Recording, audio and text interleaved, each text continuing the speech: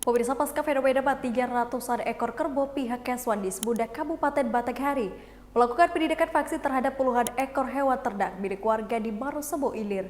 Upaya ini dilakukan untuk mencegah meluasnya penyakit gorok di daerah setempat. Setelah menerima laporan terkait matinya ratusan ekor kerbau milik warga di Desa Terusan Kecamatan Marosebo Ilir yang diduga akibat terserang penyakit septikemia epizotika atau dikenal dengan sebutan penyakit ngorok. Tim Kesehatan Hewan Dinas Perkebunan dan Peternakan Kabupaten Batanghari mulai melakukan penindakan dengan memberikan vaksinasi terhadap puluhan ekor ternak milik warga di wilayah setempat.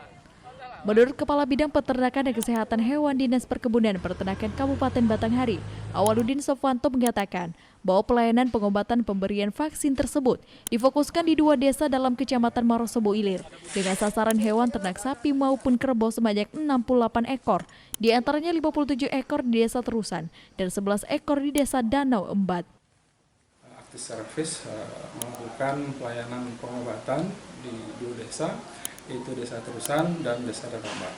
Untuk Terusan dan Danau Embat kita telah melakukan pengobatan sebanyak 57 ekor, baik kerbau maupun sapi, serta 11 vaksinasi jemberana di Desa Danau Embat untuk meningkatkan tingkat kekebalan dari kerbau-kerbau yang ada di desa. Awaludin Sofwanto mengatakan upaya ini dilakukan sebagai langkah untuk mencegah dan mengantisipasi penyebaran penyakit ngorok ataupun penyakit jemberana di wilayah setempat, serta meminimalisir tingkat kematian ternak akibat penyakit tersebut.